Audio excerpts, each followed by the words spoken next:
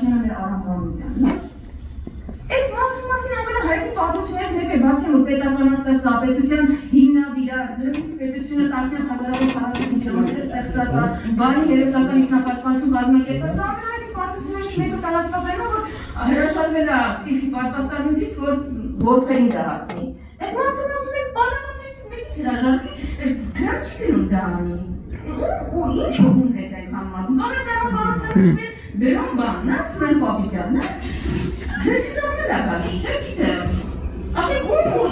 բանը Ալեքս Սիմոնյանը ով է։ Հովհաննես Քաջասարյանը ում տվել նահատակվել է այդ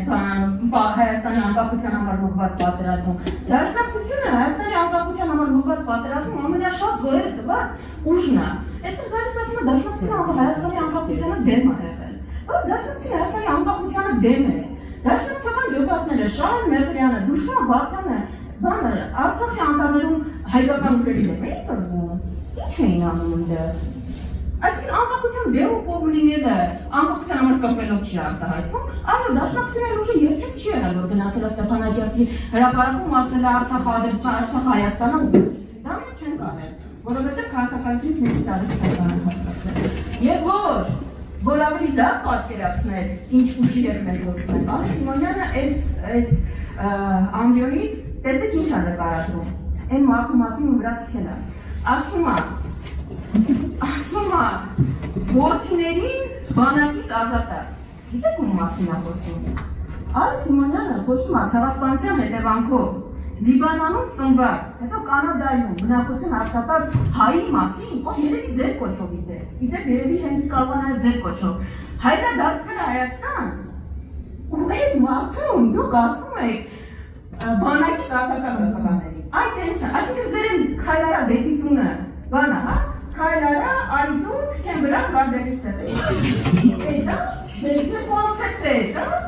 Սյուրքահայից 7 միլիոն սյուրքահայի երեխաներին բանակից ազատած են անվանում, բանա, երևակայությունը պիտի ինչ-որ սահմանները լինեն։ Հիմա կապ արդեն են օրակարգին, որի մասին որ քննարկում են, Նիկոլ Փաշինյանը այստեղից փորձում է համոզել մեզ, որ ժողովուրդ ջան, ձեզ սխալ ա թվում, ձեր հարկերը չեն բարձրացել, ձեր կյանքը ավելի լավացել է, 25%-անոց գնաճը որ կա, ու Երևանը, որ երևի տարածաշրջանի ամենաթանկ քաղաքներից մեկն է դարձել, դա ձեզ ընդհանրապես թվում է, այն ճգնաժամը, որ բոլոր ոլորտներում կա, Հայաստանում, Երևանում 5 րոպե անցյալ է գալիս, Երևան քաղաքում ճգնաժամ է, ձյուն որ գալիս է, կատաստրոֆա է լինում, բայց ձեզ ընդհանրապես թվում է, դա միրաժ է, դուք լսեք Նիկոլ Փաշինյանի թվերը և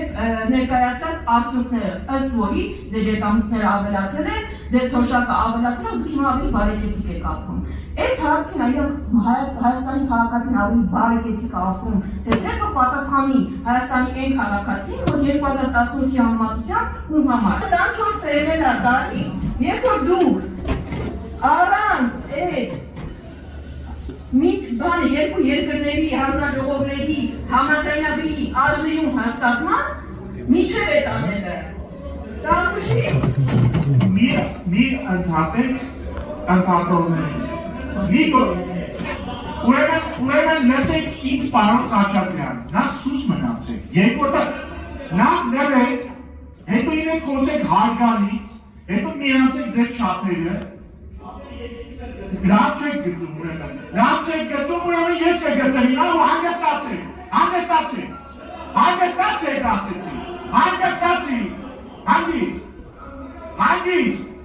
շարունակեք դիկին Վարդանյան, չեմ ապահովել, շարունակեք ձերերի։ Հիմա առանց այդ հանձնաժողովի այդ փաստաթուղթը հաստատելու